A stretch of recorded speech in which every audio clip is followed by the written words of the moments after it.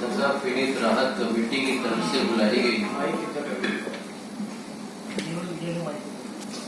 ये press conference दंगा पीड़ित राहत कमेटी की तरफ से बुलाई गई है और उसमें जो रिजोल्यूशन पास किया गया है कि जितने भी दंगा पीड़ित हैं, जो 1984 के सिख दंगों में जितने भी विक्टिम्स हैं, जितने विक्टिम्स फैमिली हैं, जिन्होंने वो काला मंजर देखा है और जिनको आज तक सपोर्ट नहीं मिली, उनको सपोर्ट की आस इसी सरकार से है। और इस सरकार के दौरान कुछ ऐसे काम हुए हैं जिससे वो लोग प्रभावित हैं और इसलिए वो लोग सपोर्ट करने के लिए आ रहे हैं। और यहाँ से इस प्रेस कॉन्फ्रेंस के द्वारा सबको ये हम रिक्वेस्ट भी कर रहे हैं या उनके पास जा भी रहे हैं और ये कह भी रहे हैं और उनकी भी यही मंशा है, जो मंशा हम आप लोगों को यहाँ बता रहे हैं कि वो सारे सिख परिवार आज इस सरकार को वोट देने के लिए तत्पर है।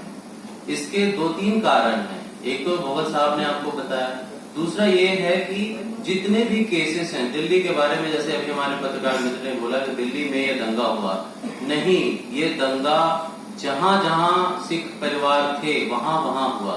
और ये पिछली सरकारों के दौरान पता ही नहीं चला कि कहां कहां कितने लोग मरे। आज के तारीख में जब हम इन्वेस्टिगेशन कर रहे हैं अपनी तरफ से, हमें पता चल रहा है कि दिल्ली में कुछ हजारों में लोग मरे तो सैकड़ों में लोग दूसरी जगहों पे भी मरे हैं। जो कानपुर का जिक्र है, जिसका मैं अभी सुप्रीम कोर्ट में प्रतिनिधित्व कर रहा हूँ, वहां पे अभी सुप्रीम कोर्ट इतनी सख्त है इस मामले में, कानपुर के दंगों के एसआईटी के रिपोर्ट के मामले में, कि एसआईटी ने उसमें 9 मामलों में चार्जशीट फाइल करी है और सुप्रीम कोर्ट में 2 जजों की बेंच ने कहा है कि एक भी अक्यूज को पनिशमेंट से बचना नहीं चाहिए या आप इंश्योर करेंगे स्पेशल पब्लिक प्रोसिक्यूटर बिठाएं, जैसे करना है करें, लेकिन एक भी केस इस तरफ नहीं जाना चाहिए जिसमें ऐसा रहे कि किसी को न्याय ना मिले। जितने केस क्लोज हो गए, वो केस क्लोज भी हुए, उसकी भी एक बहुत बड़ी कहानी है, क्योंकि उस समय की सरकारों ने उस केसेस को पनपने ही नहीं दिया।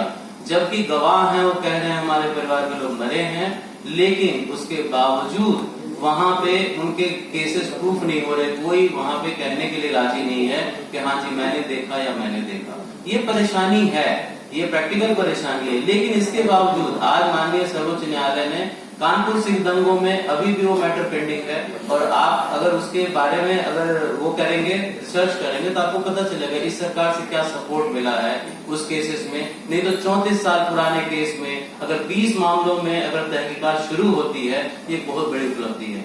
जहां तक बताया भोगल साहब ने कि यहाँ पे सज्जन कुमार किन हालातों में अरेस्ट हुए हैं, ये भी आपको पता है। ये मामला 1984 का और उनकी अरेस्ट होती है 2011 में, 2012 में, 2019 में, 2019 में।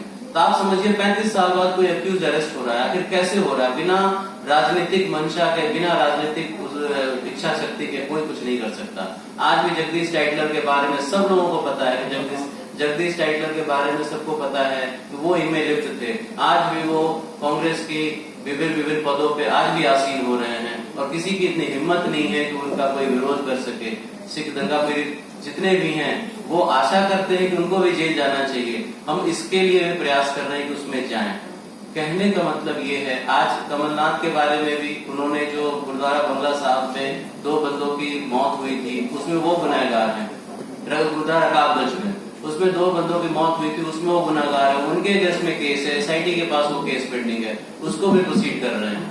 कहने का ये है कि जितने भी अक्यूज हैं वो सब कुछ इन्हीं लोगों से रिलेटेड है। उन कानपुर में भी जितने भी बड़े बड़े अक्यूज हैं, सब कांग्रेस पार्टी से इनसे रिलेटेड है। तो आखिर न्याय वहां नहीं मिलता जहां मुंसिफ और अदालत से न्याय वही मिलेगा जहां अदालत जो है वो न्याय करने के लिए बैठी हो।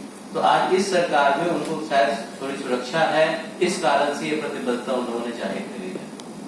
अच्छा, मैं एक बात